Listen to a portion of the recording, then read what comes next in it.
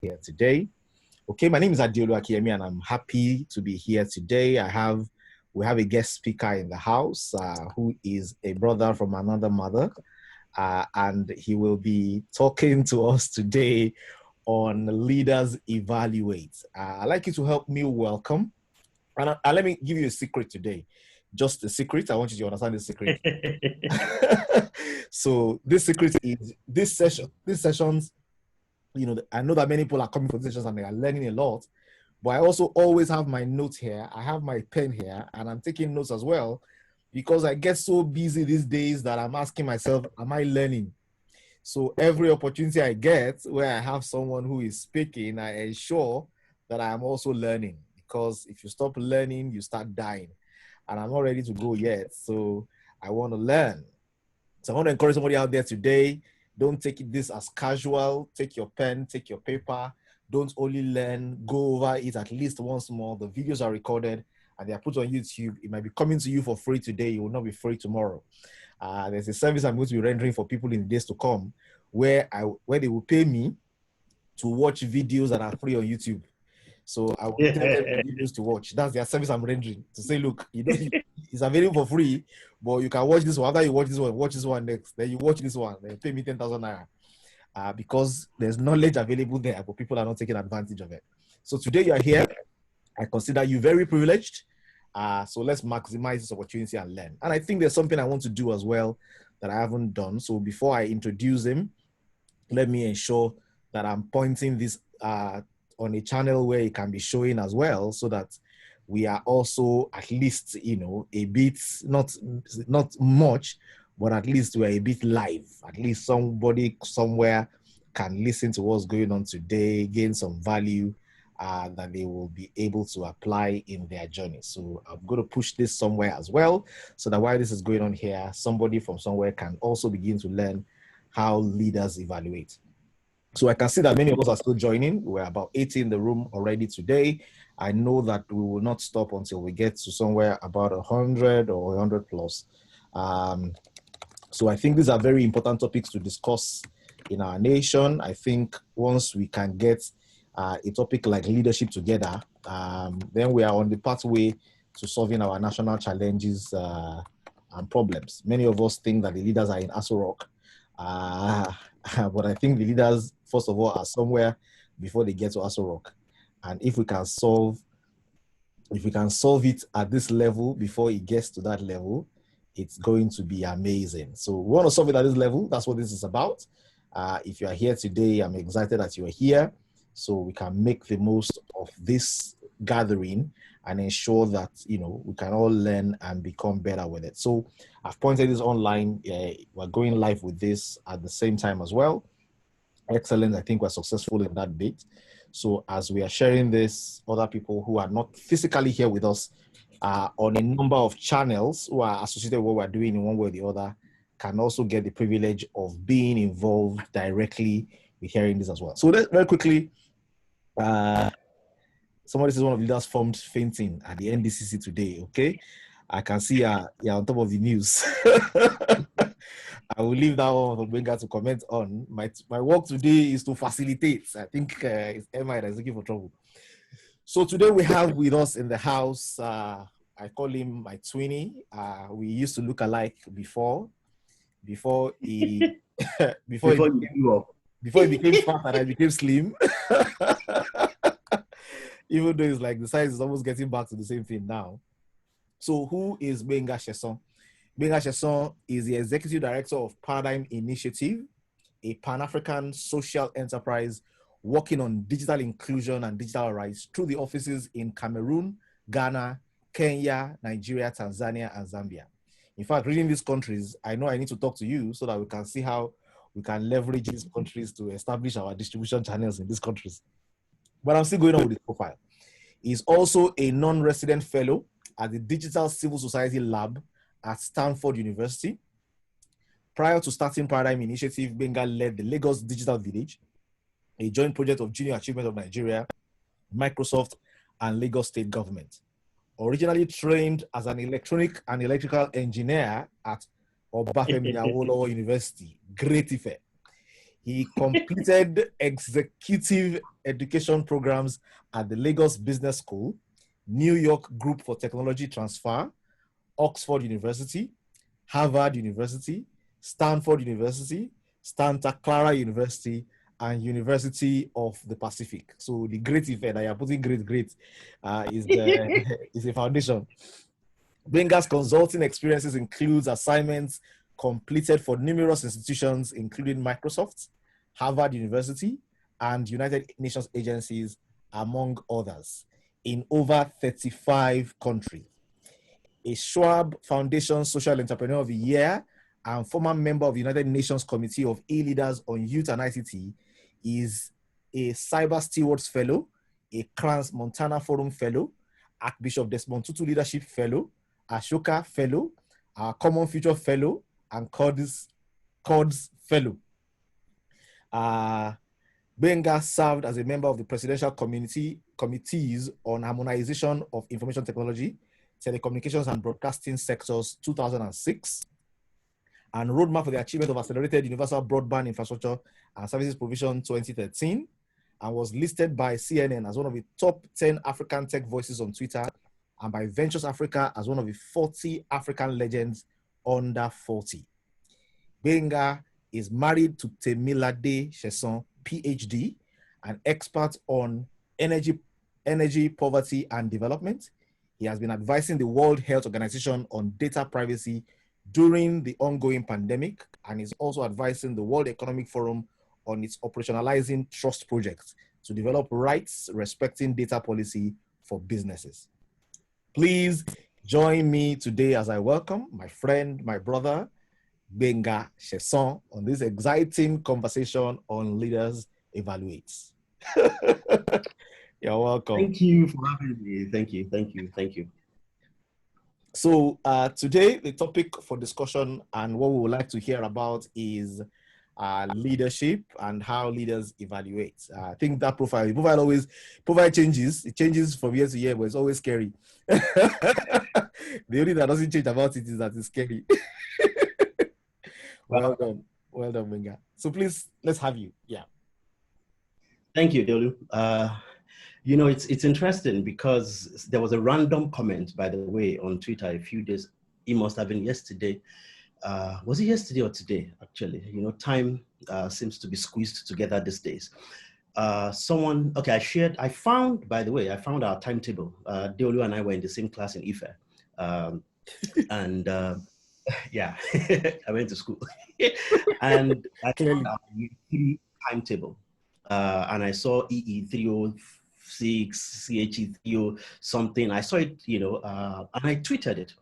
And the lesson in it for me was the fact that, and I think it's one of the things I'll talk about today, actually. And I mentioned the fact that this was year 3 when I thought I was very busy. And somehow, when I did that timetable, I realized that there were many days. In fact, there was a whole day when I had like 7 hours. And, you know, in a way, it kind of taught me a major lesson then, which is still very practical right now. And so in the comments, someone now mentioned, you know, that I was in Ife. And then somebody who was in our department, elect, did mention that, oh, this is the Gbenga Sesan you heard about when he got to Ife, that there were 2 names he had. They had Gbenga Sesan and Deolu Akinyemi. And then someone went on to the story of how we, in part 3, was it part 3? Part 2, actually, when we, you know, did that part 2, Akire. And, you know, so that happened just yesterday. And it got me thinking that leadership is something that we all get excited about. Leadership is something that everybody wants to become. We want to go to Harvard today.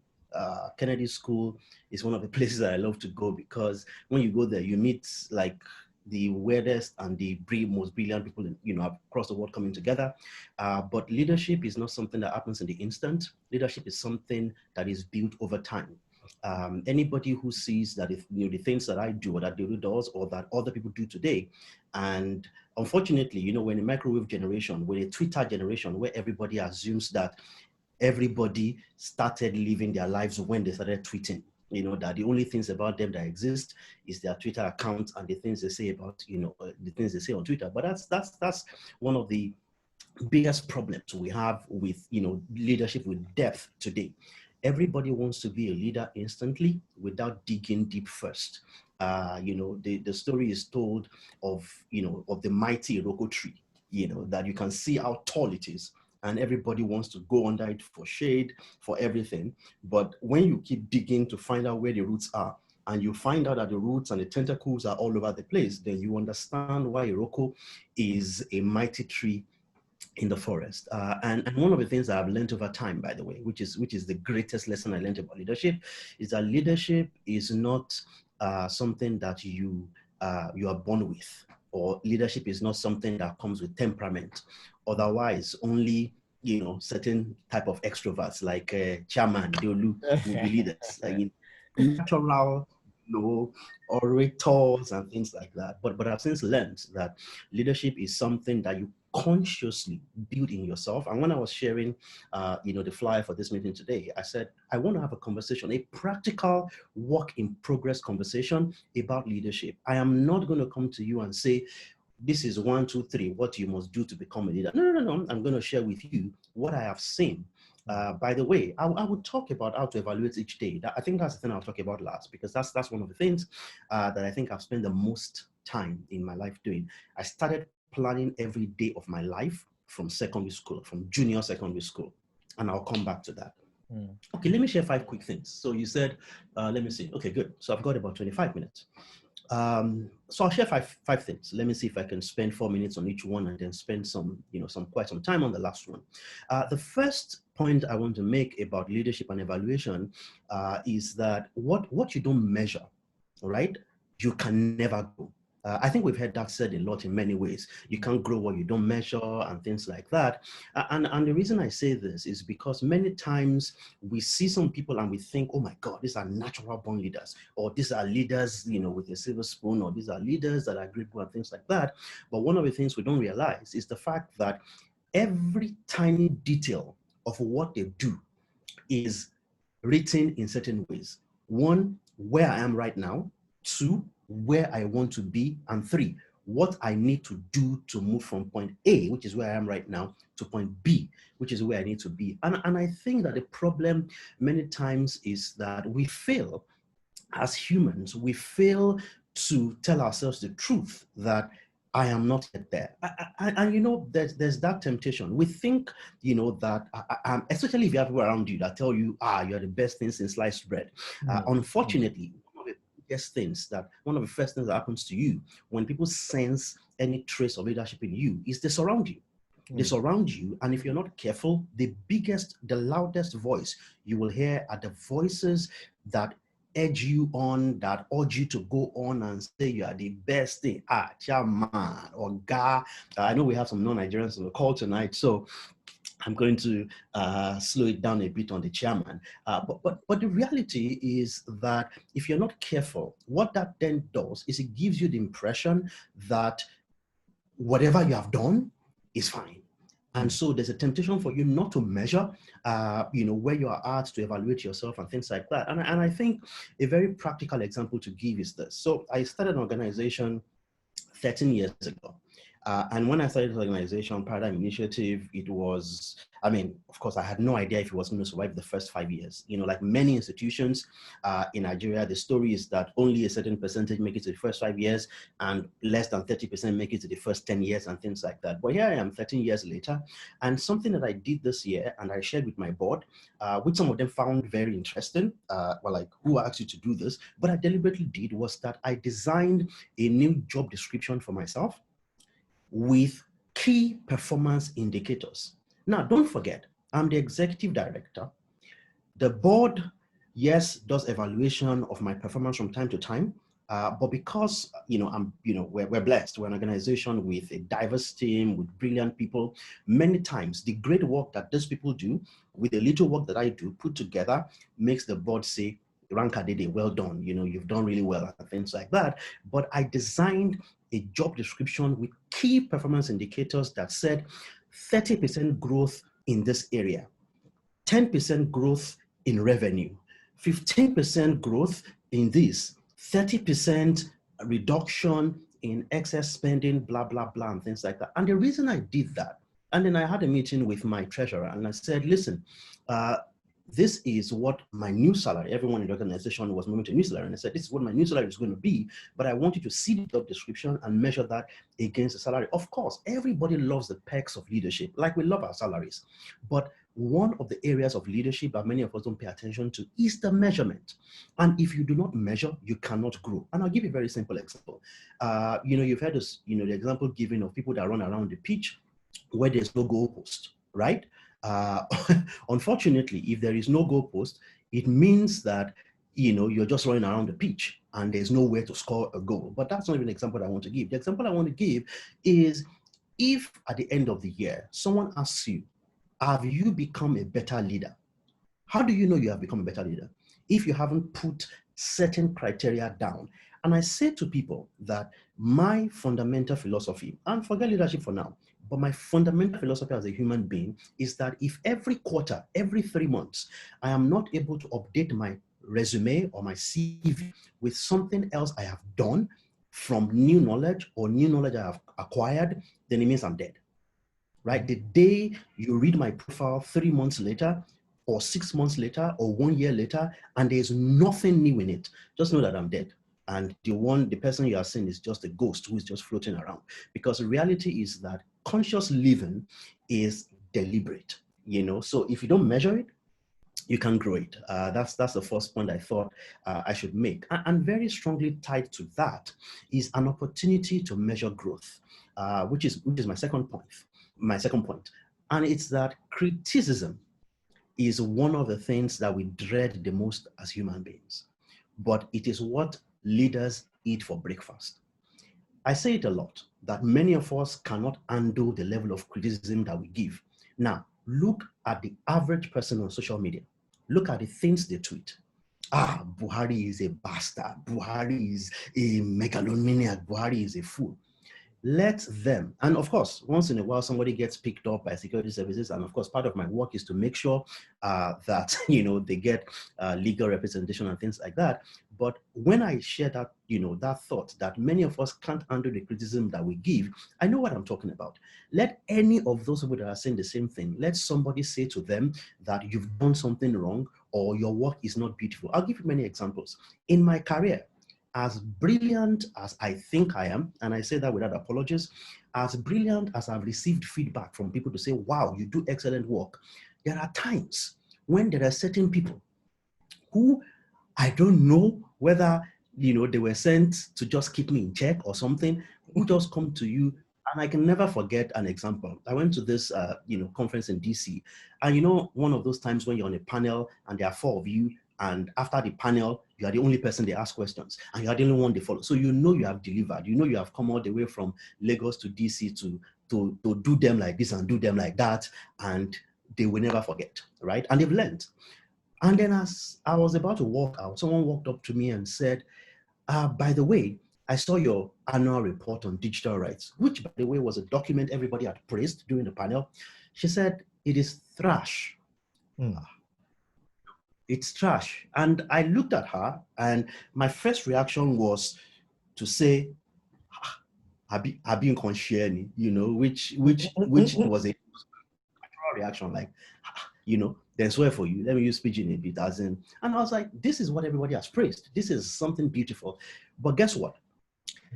I am the same person that says that criticism is actually free consultancy.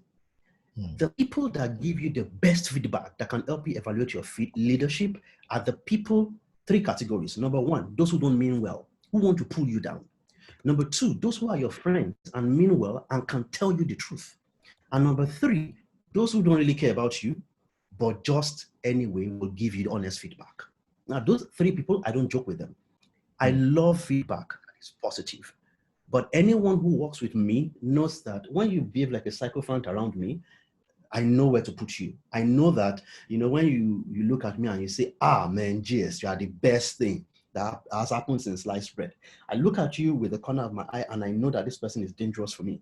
But when you, during a meeting, and this has happened recently, when during a meeting you tell me, I'm angry because there's injustice and this and that, blah, blah, blah. And you tell me, GS, you have not been a good leader, you have done wrong and your things. I listen. I listen because in that moment, what you don't realize is that the kind of feedback you're giving me is what people pay money to Philips Consulting in the days they used to run evaluation. I don't know if you still do that now. To Stephen R. Covey Consulting. People do all this evaluation for temperament and things like that. And at the end of the day, you generate a report that says you need to work on your anger because you are choleric. You need to work on your leadership because you are melancholy. You need to. Those are the kind of things that I get for free when people criticize. I scan my Twitter handle. I scan Paradigm Initiative's Twitter handle, looking specifically for negative comments, because those are the people, I mean, they may not mean well. They may be, I mean, there are people who have literally said it so that they can get under my skin. But reality is that they're helping. Because when they say your head is big, I look into the mirror and I know that, okay, the head is not really big, but the hair is full. So I trim the hair a bit and the head reduces in size. And guess who has gained? I have gained. I'm the one who's gained. Guess who has lost? I don't know. Maybe they've lost. At times, maybe they are angry and they move on and things like that. But criticism is the best evaluation tool that a leader can get. And I know it's not easy. And I'll be very blunt with you. Recently, I spent Thursday night. My wife and I put the kids to bed from 7. By 7:30, they are asleep. By 8, of course, during this lockdown, when you can't work during the day, mostly because you're working with the kids in school, online school, we go, get some work done and things like that in the evening, which is why 8 p.m. is very perfect for this kind of conversation. Otherwise, you would have said it's coming to me or a 5-year-old trying to say, don't go and meet daddy. Of course, when he's saying that, he's also but is that when I'm able, to do this, I can literally see that there's a huge opportunity for me to get feedback from criticism. I look at the examples of the kind of feedback I get. One of those, times, feedback, from not even one person, from many people in the organization. And I thought to myself, this is openness at play. This is me trying to make us, there are people during the pandemic who are firing people, who are reducing salaries and all that. Here is me saying, let's even increase. And the feedback is, no, it's not good enough, blah, blah, blah. And this, I'm being practical. I'm being honest with you here. And I know particularly that I have a member of my team here, maybe even more than one, so they can hear this. And if I'm lying, you can just write in the chats that this guy is lying. Don't listen to him. And it was so bad that on Thursday evening, of course, I knew what was happening. I knew organizations move through forming, storming, numbing, performing, and then different stages. And I knew that we're sort of in between storming and numbing, because we're 13 years old now. We've got team members in 6 different countries. We just got a team member joining from Zimbabwe. She resumed on Friday, and we're, there's a lot going on. And don't forget, there's still the pandemic. We're working from home. There's pressure and all that. So on Thursday night, it was so hot that I had to go and sleep early, so that in the morning I could come back to the meeting at 10 a.m. and speak very careful words. Were my words perfect on that Friday morning? I don't think so, because I still got feedback. One of the things that will happen is you get good feedback. Please don't ignore it, right? Celebrate yourself, celebrate the victory, celebrate the awesomeness, that you exude, that you have. Don't be shy about it, because if you're shy about it, don't forget, life is short. If you spend all your time being shy about how great you are, eventually they will only celebrate it in a newspaper when you're 99 and dead. So why not just celebrate your greatness right now? But apart from that, enjoy criticism. And this, by the way, is my attitude right now. You say it and I listen and I say thank you. And by the way, thank you disarms critics like mad. It disarms people because they want you to get angry. They want you to, get into the gutter with them and say, now, let's go. I can't fight, but I can take the negative things you said, I can turn it into fuel, and I can make myself better. That's my point number 2. Point number 3, I've told you to be great and to celebrate your greatness, but do not ever be tempted to build a tent around that moment of greatness. And I will explain. In evaluating yourself as a leader, one of the things that will happen is you'll get good feedback. I mean, if you've read my profile, that's a summary. If you see my entire CV, you will see all of the awards. There is not one year that there is not one major award, right? And the temptation at every point. I remember I got the Future Awards twice in a row, and someone asked me, wow, I'm even trying to get it once, you got it twice. How did you do it? And I said to the person, I said, the moment you win one award, there's a target on your back. It means that everybody that wants to win the same award is going to work twice as hard as you normally work. And the same way it is for awards is the same way it is in the rest of life. A good leader, one that is conscious of himself, will always make sure he doesn't or she doesn't build a tent around little wins. Celebrate them, but don't build a tent around it. Don't become former. And by that, I'll explain. In Nigeria, when I go for many events, when we used to use our physical events, or anywhere else across the world, this happen all the time. They introduce people and say, former governor of Bayelsa State, or former international so and so. And there was a time I was almost put in that hole. I used to be introduced as the former IT Youth Ambassador for Nigeria. And I corrected them. And I was Youth Ambassador for Nigeria in 2001. In 2002, something else came on top of that. There was a Pan-African Fellowship that came on that. In 2003, something else. So in 2005, if you introduce me as former from 2001, then it means someone is writing Bayelsa State. That was not a dig at any particular political leader that I'm not a big fan of. That was just, by the way, Bayelsa. But seriously, you cannot afford to build a tent around anything. Otherwise, you become like the former rich man. I don't know if you've ever seen a rich man that loses money before, or someone that loses power. Many things happen to them. Three things are very clear. Number one, they have a certain level of inferiority complex that is masked as superiority.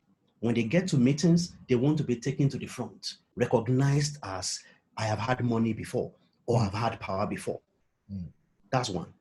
Secondly, when you see them, you see that everything about them is past tense. Past tense.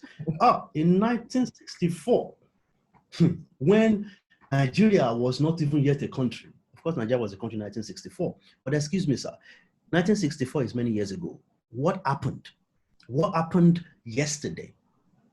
And I think it's important for us to learn this lesson. The third, and I think even the most dangerous thing, is when a leader suddenly starts getting angry that certain people do not recognize their leadership. When you see that sign, please know that it is supposed to be good feedback and you're not supposed to get angry. And I'll give you many examples. In political scenes, there are people who on their birthday go to newspapers to check who has run adverts for them. Those are the loyal people. Why do you think when they run adverts, they write at the bottom, APC caucus chairman? Because they know the leader is checking who is writing. Oh, glory is one of the biggest enemies of fresh leadership. And if there's anything we need in the world today, it is fresh leadership that is conscious, that is deliberate, and that is built on daily practice, which takes me to my fourth point. My fourth point is, I think, best summarized in a book that I just read. And of course, when I read a book like that, I tweet about it and I make sure that anybody around me gets a copy or knows about it. I read a book titled Grit, Grit. If anybody has read that book, you understand, why I'm so excited about it. Grit talks a lot about practice, about many of the things that, of course, many of us who have read Malcolm Gladwell will know about the 10,000-hour principle. In fact, many of us used to think that Malcolm Gladwell was the author of the 10,000-hour principle. Of course, it's not. It's a principle that is as old as time itself. If you spend 10,000 hours, and I've calculated, 10,000 hours is an average of a few hours a day, 4 to 6 hours a day, spent over a 4 to 6 year period. One of the biggest problems that leaders have is a short attention span. We want to celebrate in the moment, and we do not have the patience to, as they say in Nigeria, we die here.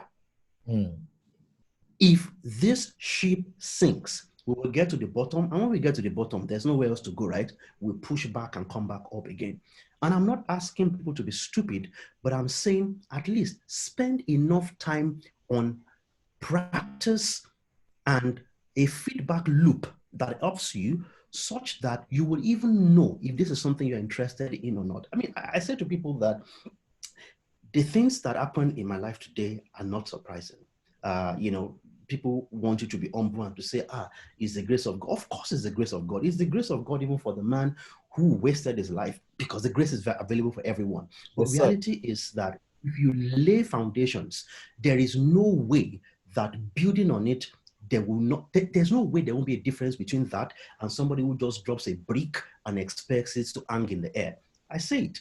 It's okay to build castles in the air. It's okay, as long as you are sure when it falls, it will catch some foundation at a certain level and rest on it. It's fine. You can build castles in the air. Just make sure that foundation is being laid below it. In this corner of my study, looking straight ahead, I can see 1, 2, 3, 4, 5, 6, 7, 8 diaries. Between 1995 and 2002, everything I wanted to do. I mean, Deolu is hosting tonight. Deolu will remember, the Antioch experience, yep, the meeting we had in Angola Hall, yep, H5 Angola Hall. Was it H5? Room H5, right? yeah. I think it was room. Yeah, it was room H5.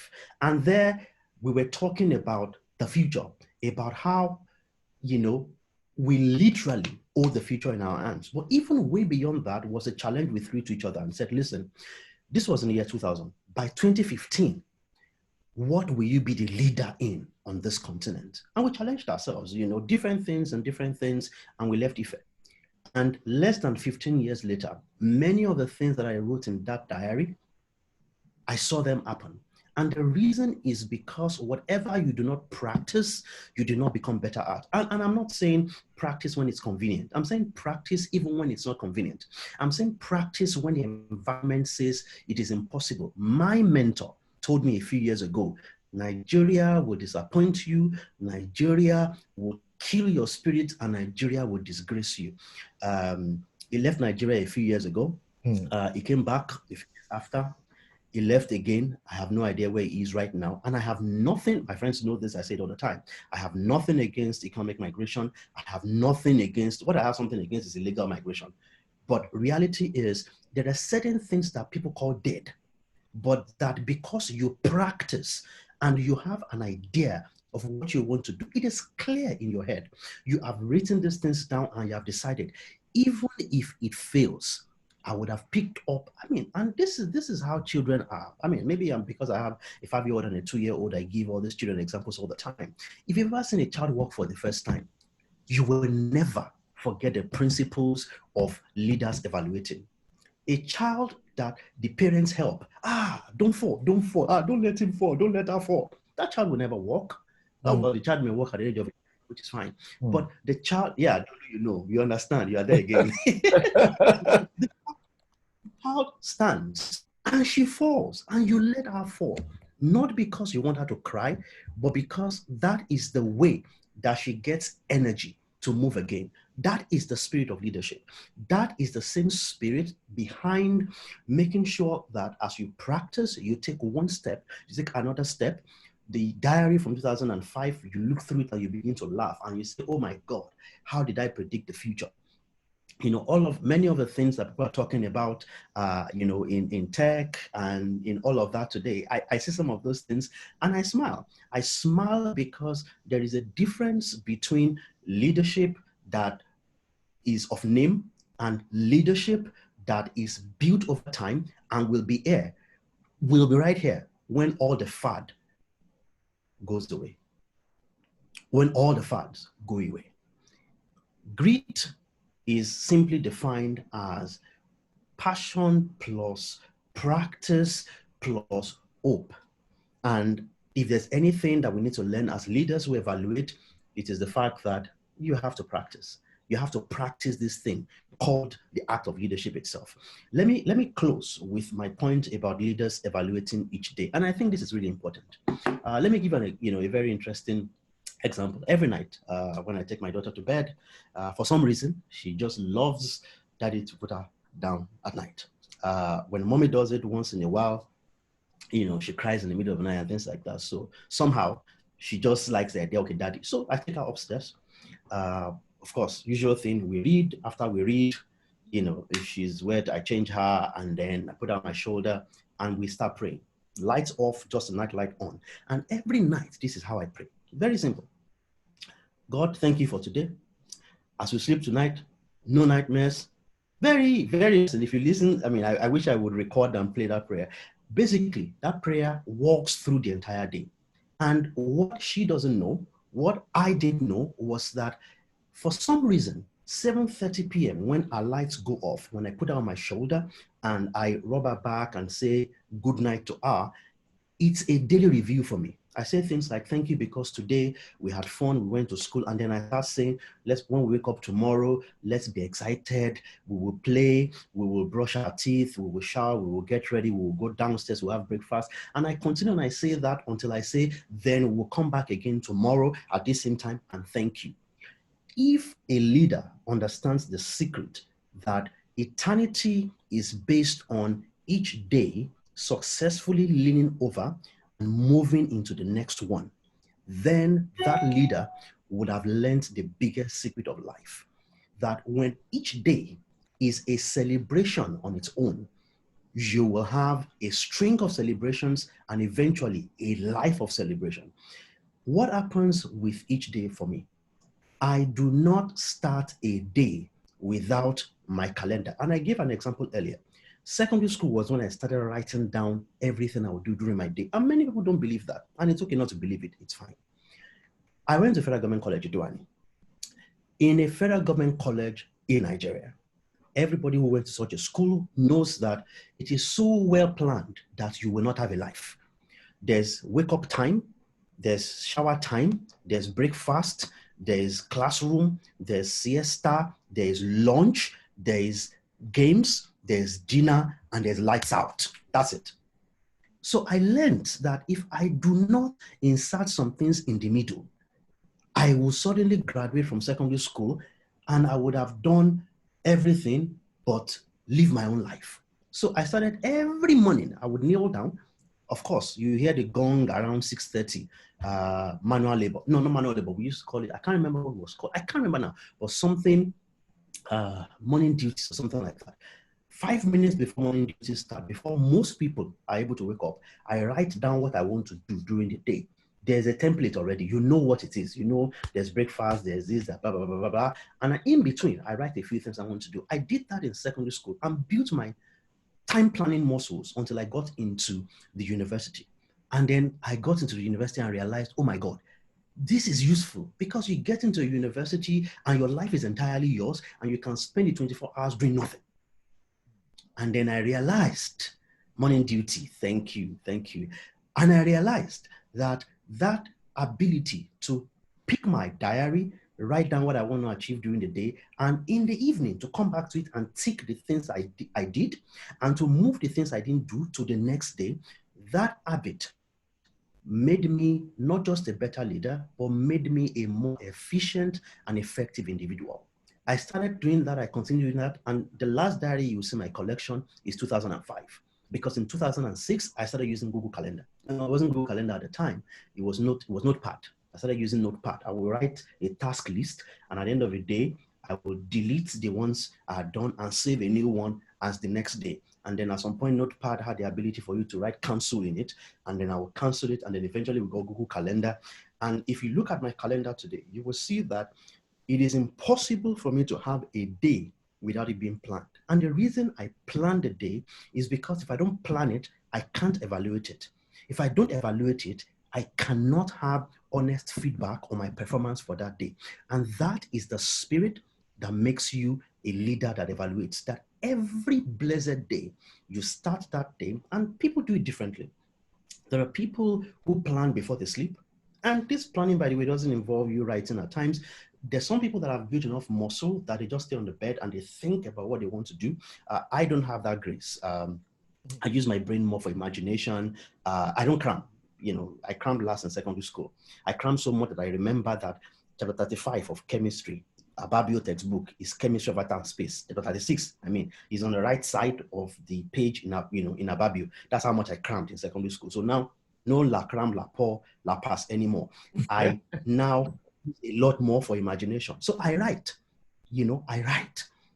And in writing, of course, it may mean using a mobile phone, it may mean using a laptop, and everything is now synced together. But do not enter a day that is not planned, because as a leader, there will be too many demands on your time. There will be that person who has an emergency, and because you are an empty bowl or a blank slate, everybody writes on you, and at the end of the day, you're tired, you are worn out, you make wrong decisions. The same people you are trying to help insult you, you feel bad, you get emotional, you mistakenly fire someone, and then everything goes downward from there. Leadership evaluation is built on daily measurement, deliberate progress, and conscious desire to make sure that whatever I do not do today, I'm able to do tomorrow. This call will end in a few minutes. An hour or two after that, I know what I'm doing. I know when I'm going to bed. I know when the doctor, Mrs. and I are ending the day. Clean your minds. I know what time I'm doing tomorrow. Oh, by the way, got kids like I do. You don't need an alarm clock. 6:30 a.m. during school time. I know. I mean, my son comes upstairs. That one is not now when there's no school. 7:30 latest. If you are not up, he will make sure that he drags you. So basically, these are some of the things I wanted to share with you. What you don't measure, you cannot grow. Focus on learning from criticism. Stop pushing back on criticism. It's your best opportunity for evaluation. Don't build a tent around, little successes or even major successes. And practice. Grit is built from practice, from, passion, from hope. And evaluate every day. There must not be one day that, and I'm not saying don't have fun, okay? I'm not saying don't enjoy life, but I'm saying even that comes from, what happens when you look at your calendar at the end of the day and you realize that 90% of the tasks are completed, or you look at your calendar at the end of the week or at the end of the month and you realize that all the work is done. There is a lot of fluids that flow in your system that just get you excited, and your skin breathes, and you come to life, because there's new energy in realizing that you've become a better leader, you've accomplished a lot more, and you have an opportunity to continue to evaluate your life and become better. I am the definition of work in progress. If you meet me in 3 months, you won't meet the same person. If you meet me in 10 years, many of the fads of today will be gone, but I'll be here. Thank you. Awesome. Thank you very much, Gbenga. Very, very awesome. So, questions. I'm sure you have plenty of questions to ask. And I like the way it went today. It was very practical, very direct, very life applicable. It's not rhetorics. This is what he does, and it's not. I know Gbenga. I know Gbenga's diaries.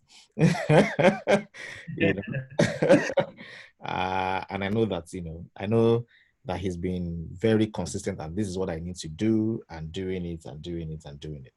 So I'm sure there's a lot of inspiration we can get from there to say, great, I need to have passion, I need to practice, and I need to have hope. There's plenty I need to be doing and doing on a regular basis to ensure that I am on track.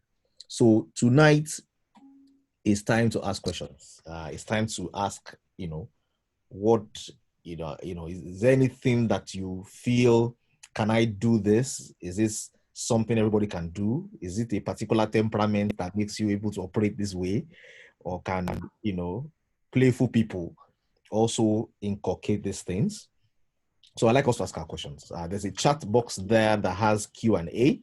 We can utilize it. And if it is very perfect and you don't need to ask anything, you can share about what that is as well. So that we can know. Someone says, I've found somebody who keeps diaries like me. That. Okay.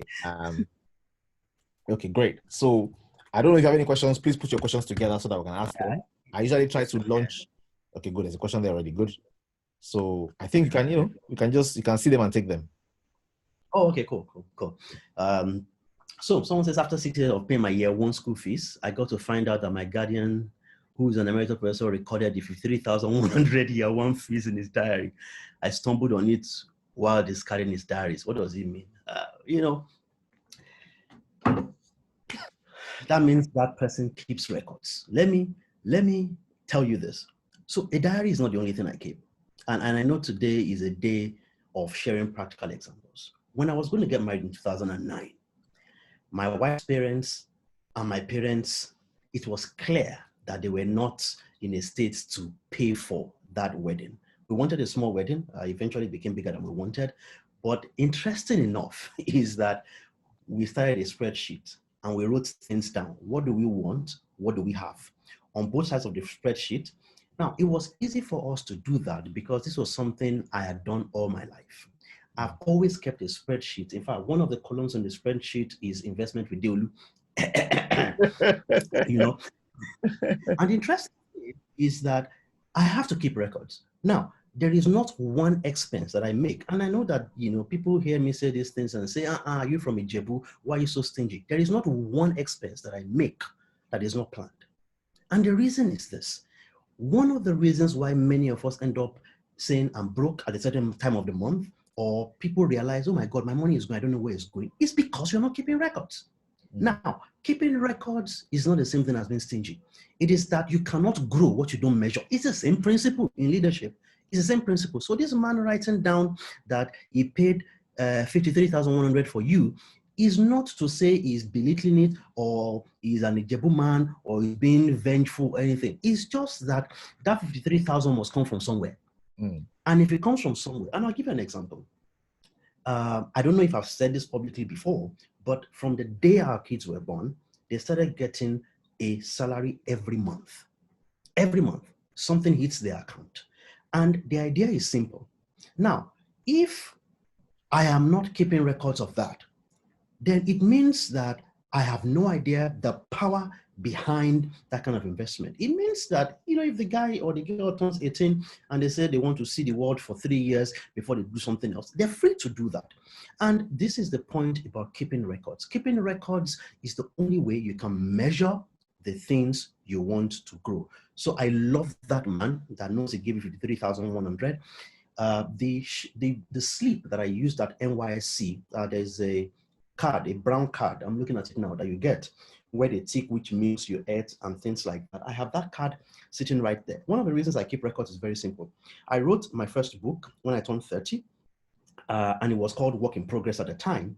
I'm about to start work on the next one in the next 2 to 3 years. I haven't finalized exactly when this, I actually announced hiring as an assistant at some point.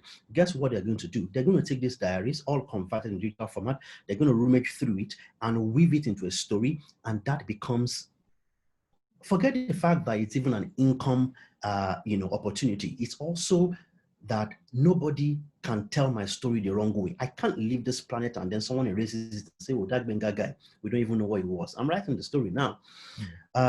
Please, is it too late at 46 to start over evaluating your life from scratch? It is never too late.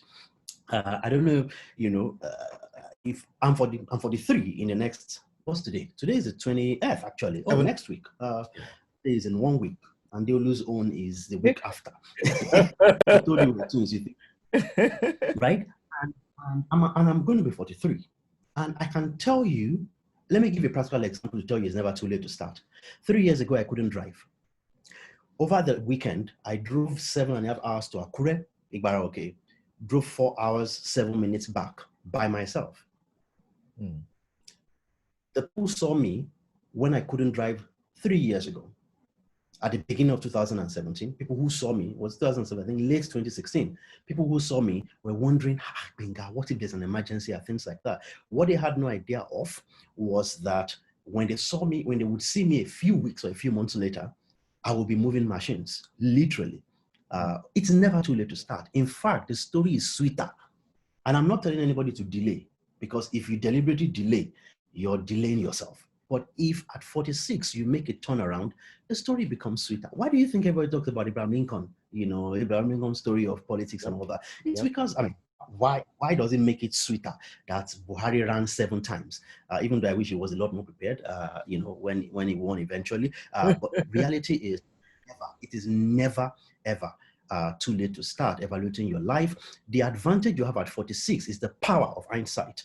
An 18-year-old cannot understand what you understand. The number of failures you've seen in your life, the number of successes you've seen around you are enough to propel you to be able to do what many of them cannot do. Is there any time late to start planning? No, I just answered that question. It's never too late to start planning. In fact, as a Chinese proverb that I love, there are two Chinese phrases I love. One is Wei Ji, which is the word that means crisis, and at the same time also means opportunity. I've never understood it, but I realized that every moment of crisis is a moment of opportunity. The Chinese understood it thousands of years ago. The second phrase I love is the best time to plant a tree was 20 years ago. But you can't go into the past. But the next best time is now.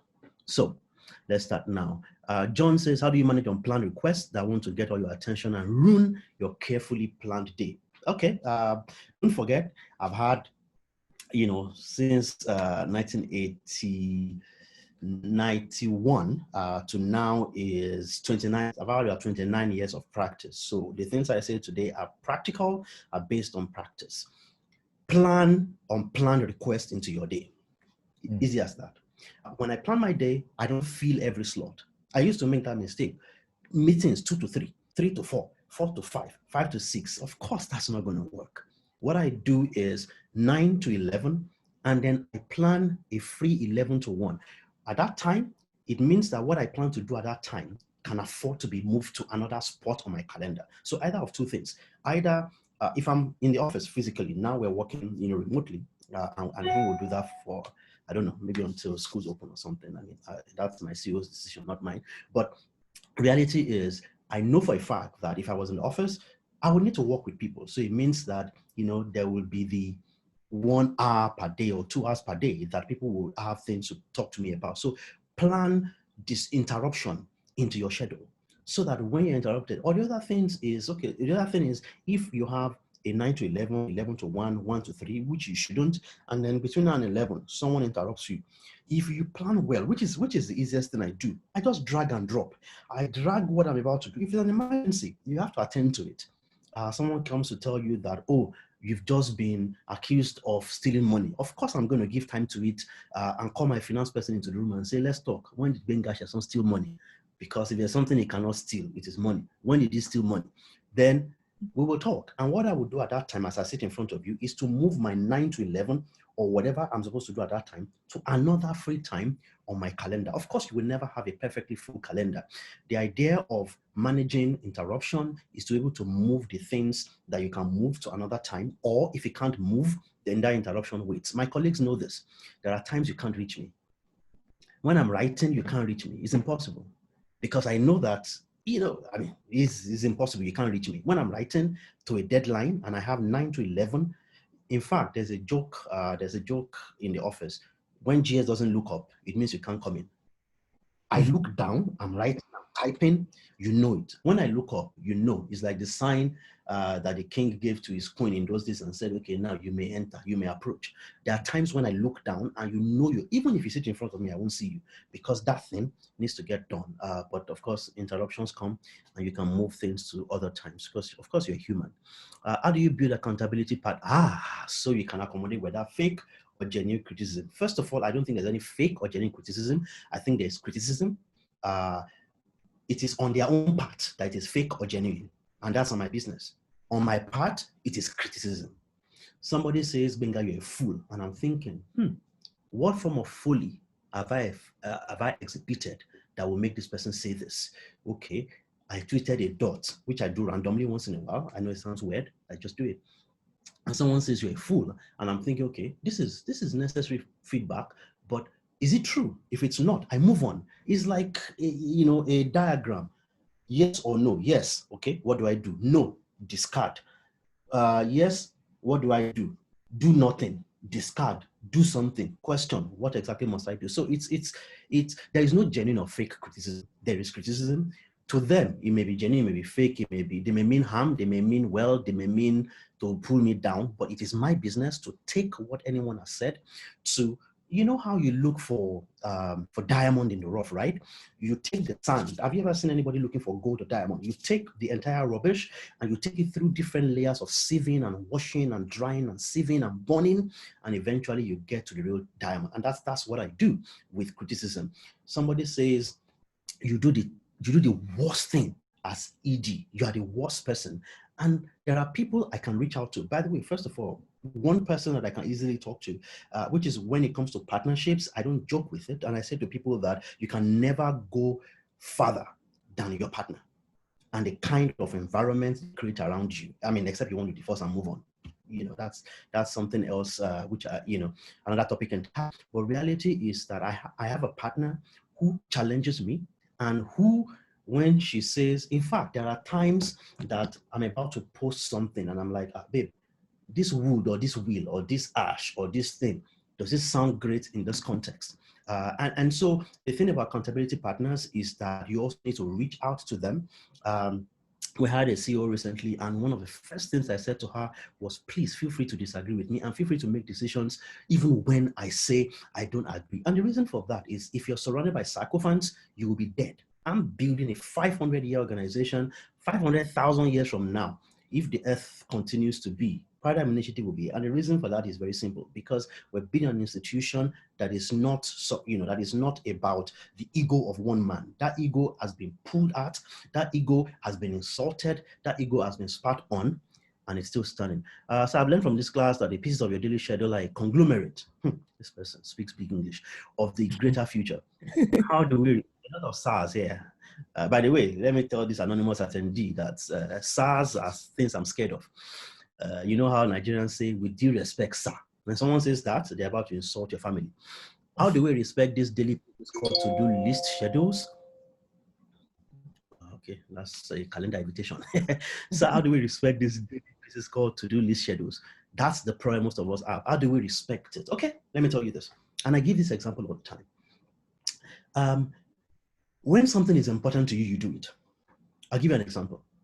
When a man wants to pee, when a woman wants to pee, there are many times you don't mind. You just, you cross your legs and you hold it a bit, but it is a certain level it gets to that becomes an emergency. It's the same reason why many times people have a deadline of Tuesday, Saturday, Sunday, they're resting.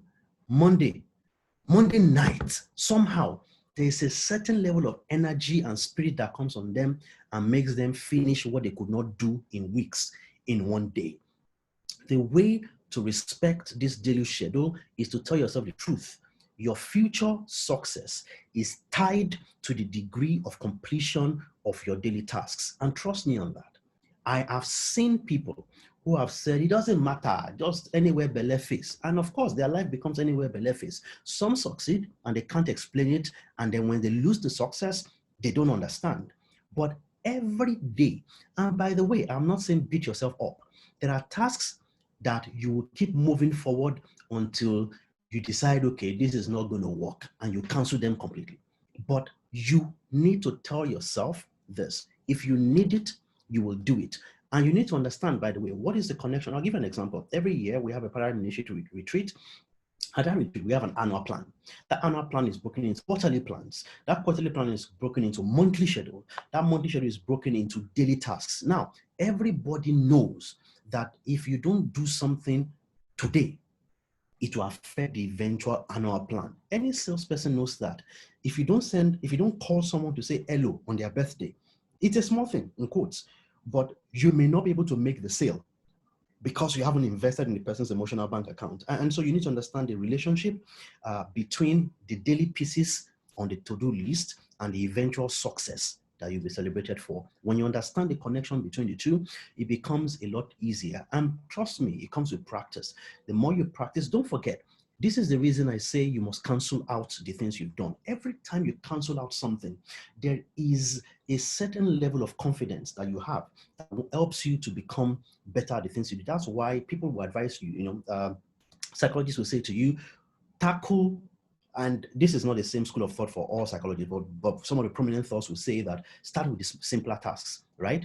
I start with the bigger task. that's my own approach. You can tell I'm an extrovert. I want to kill the big thing and then just play with the small things, around. But when you begin to cross things off, it gives you energy.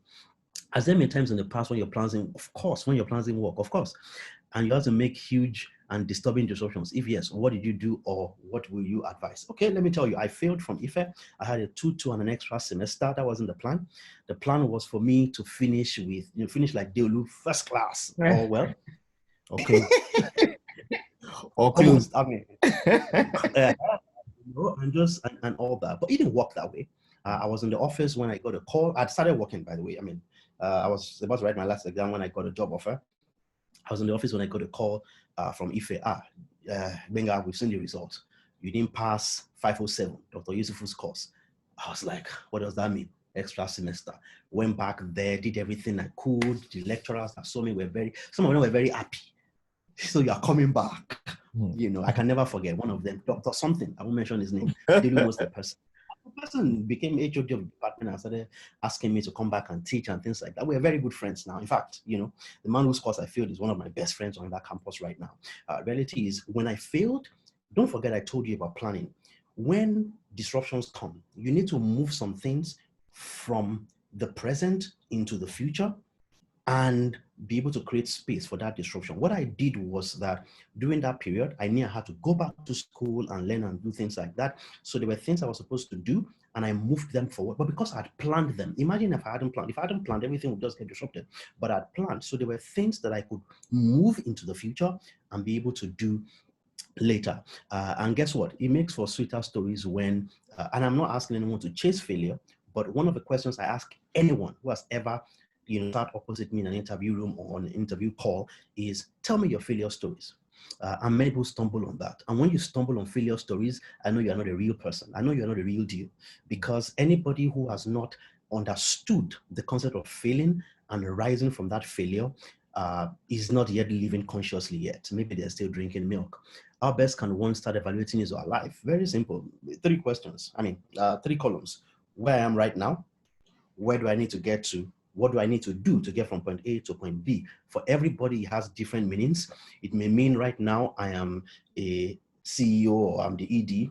In 5 years, I want to become the chairman, like Deolu.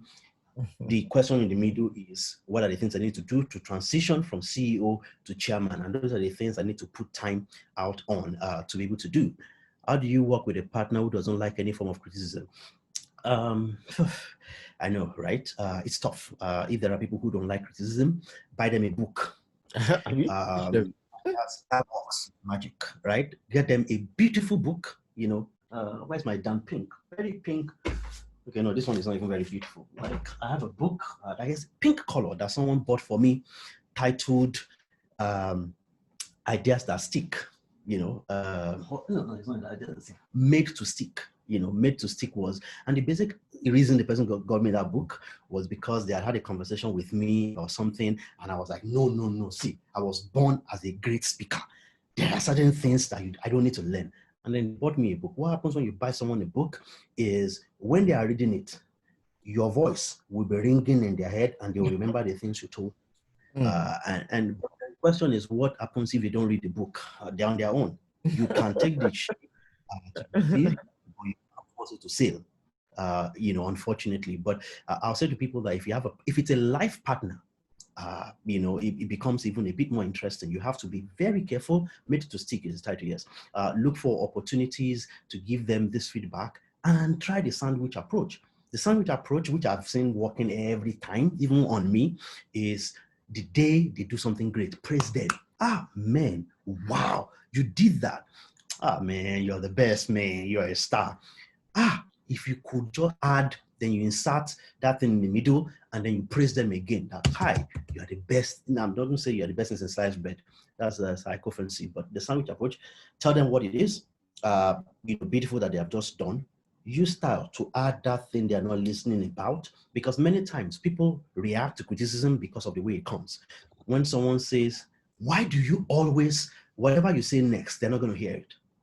All is about being hated when you don't plan your day happen. Sometimes some of the things I did today I regret because I wasn't appreciated after wasting time. I will put your advice and use. Okay, thank you. Have a good You have your own way to react to criticism, and you can own it. I have owned my reaction to criticism. It's like they say that life would throw daggers at you.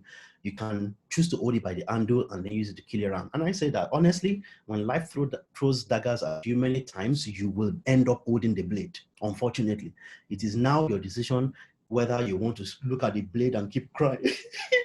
I'm holding the blade, my hand is bleeding, or you want to change positions, not start wound, and then use the other free hand to then finish things off. And it makes for a sweeter story.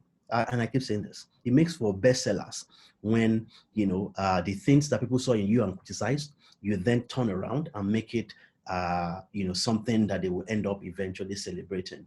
This is the reason why leaders evaluate. You evaluate yourself, you give yourself honest feedback, people give you, criticism. It is free consultancy.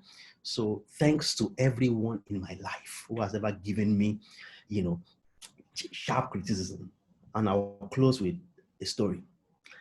Deolu will remember when I came to Lagos in 1999 for my industrial attachment. I went to a cousin's house. He was living in Ikeja in literally a shack in Ikeja, Customs Training College. And I knew I had an aunt who lived in a mansion somewhere, maybe like Samhibare, somewhere like that. And then I went to their house. And unfortunately, she told the guards not to let me in. And the story is that, that boy from the village, if you allow him to enter this house, he's going to spoil my kids. That was the day I knew I was going to own a house. I mean, it was the day. And you can imagine, eventually, many years later, when I walked into my own house for the first time, I was close to tears. And I remembered how I was rejected. It made for a sweeter experience. That kind of criticism. If she had said that and allowed me in and I'd squatted with her, maybe I would still, because I'd squatted with that cousin, I'd squatted in law school. I would go to law school in the evening, sleep overnight in Shaya Musa's room, wake up in the morning and then sign in at night and sign out in the morning. Then I moved to a mutual friend of ours, Deji Okonla, who Deolu of course knows, stayed in his grandmother's house in, Pike Street in Lagos, and eventually, continued on and on. It's amazing what you can do when you choose to recognize criticism as fuel and not something that kills your spirit. It's your choice, really. You can mope, you can mourn, or you can move. You can mope, mourn, or move. Thank you very much, Gbenga. I think there's one last question there that's waiting for you. I think the biggest learning. Wicked man class. I know. That's John was in our class. How do you inspire people that you lead if they don't want to go the extra mile? So I think the best way to inspire people is to show them. I'll give you an example. There are times when I ask people in the office, it doesn't happen a lot, but once in a while you need someone to do something and they don't do it. I do it. It may be a technical task. It may be something really tough. You do it and you will realize that the next time you have a conversation with a person, they understand, they get the message that this guy is not asking you to do. He's not the kind of ED that is lazy. He can get his hands dirty if he wants to. And that's how you can inspire them. It's the way kids learn. Kids look at you and my son believes he's going to be an engineer because we repaired a toy car together. Now he tells everybody he's going to be an engineer. Before that, he wanted to be a driver because he says daddy drives and